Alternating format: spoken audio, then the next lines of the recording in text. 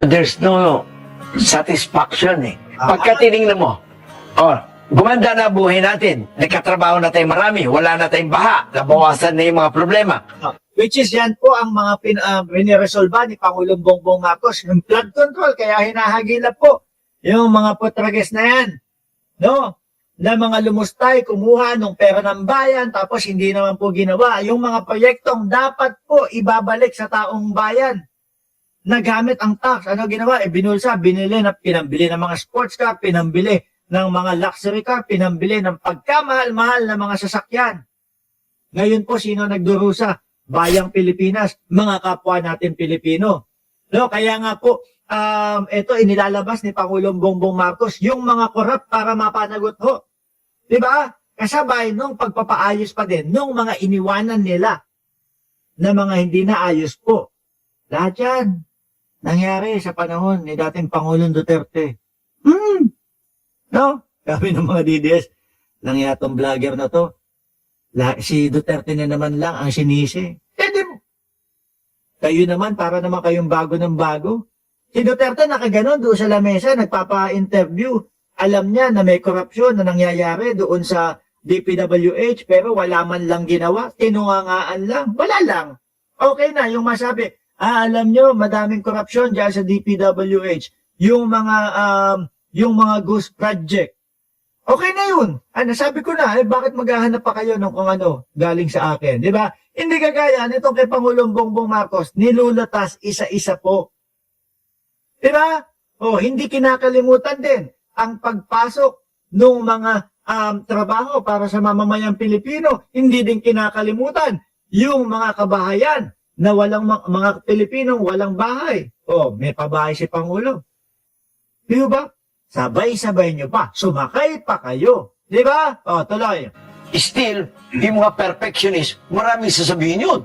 Ngayon, kung intindi mo yung mga DDS, no? Mr. Ramon Ang, Sir Ramon Ang, yung mga DDS po ba, sinatawag nyo mga perfectionist? Hindi naman po mga perfectionist yan eh. Mga luga ho yan. Hindi naman eh. Di ba? Ang trip lang nila, gusto ko si Bongbong Marcos matanggal sa pagka-presidente at ang maipalit si Sara Duterte. Yun lang ho. Tanongin mo, bakit? Ano ba napatunayan? Walang sasabihin ho yan. Kasi maayos nung panahon, nung nanunungkulan sila Ang tahimik ng bansang Pilipinas. Yung pala, tahimik talaga. Bakit? Nagkalat yung tokhang Nagkalat yung mga maliliit nating mga kababayan no? Tsugi. Di po ba? Pinatahimik. Tuloy. kalaban mo, wala ka ng tamang gagawin. Lahat yun, upakan ka araw-araw. Sinasapul kayo mga DDS No, kayo yung tinutukoy dyan, wala nang iba. Di ba? At si Pangulong Bongbong Marcos, yung mismong sinasabi niya na pinaganda mo na, inayos mo na yung buhay ng mga Pilipino, pero yung mga grabe natawag pa kayong perfectionist mga luga lang kayo. Pero yung mga luga na yan, malamang sa alamang, pa din, pura reklamo pa din ang gagawin. Alam nyo, mga DDS, ang sisihin nyo, Sinyolo. Utak luga ka ba? Birahin na yan, sabi ni Nyolo, di ba? Kaya nahawa lang ho tayo. Miel R1628, shoutout sa iyo. At kay Romeo Barcebal. Kaya ang payo ko sa ating gobyerno, tuloy lang ang trabaho. Yan naman po talaga ang ginagawa ni Pangulong Bongbong Marcos. Di ba, Ma'am Elena Garcia? Huwag niyo intindihin yung mga batikos o marami mga comment na alanganin kasi kaya lang sila nagko-comment, wala sila magawa sa buhay Wala paano? Ano gagawin nun? Nakakulong doon sa dahig.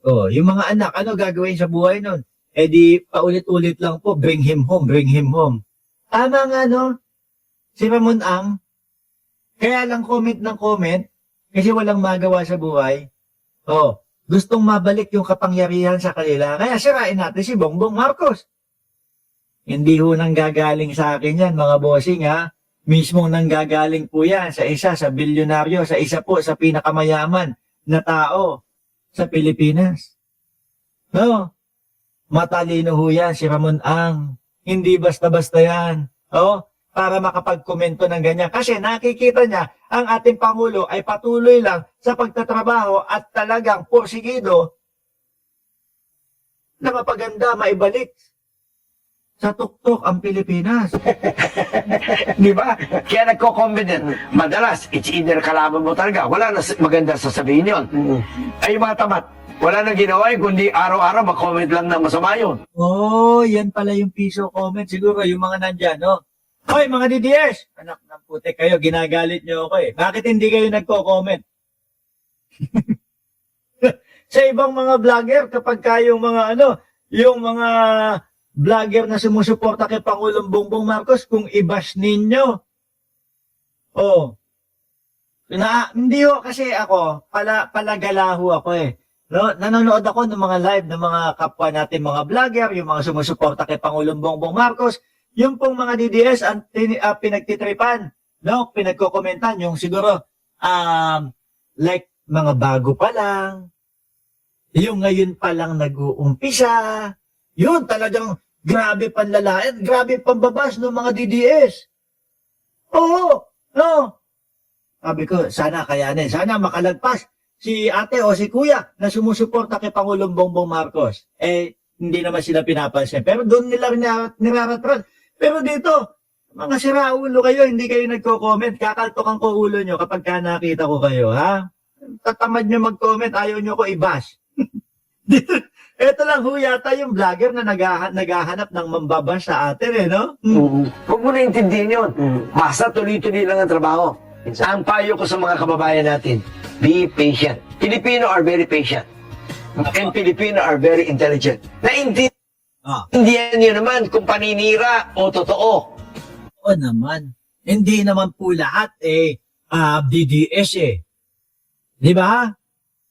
Sabi ni Diolito Jesus, shout out from watching from Oriental Mindoro. Hindi, Sir Ramon hindi naman po lahat DDS, no? Kami po dito na sumusuporta kay Pangulo, yung mga kakamping, marunong naman po kaming magbasa, marunong naman po kaming umintindi. Hindi po kami kagaya ng mga DDS na ang dali-daling mauto. Putik na yan. Sasabihin, no, may yung isang, ewan ko sino, pangalan nung yung hinalungkat ni Maharlika. Meron akong USB, ilalabas ko na, no? Pagdating ng tamang panahon, 2 taon na ho, hindi pa linalabas galing sa pukikay niya. Hindi pa nilalabas yung USB. Sabi ko pagka ito inilabas na yung USB, kung huhugutin na to, nako, baka amoy patis na. Yun, ganun kadali ho, mga kababayan, mauto, yung mga DDS. Di ba, chess master? Ganyan yan eh, tayo hindi, no? Magaling tayong kumilatis kung inuuto ba tayo o hindi.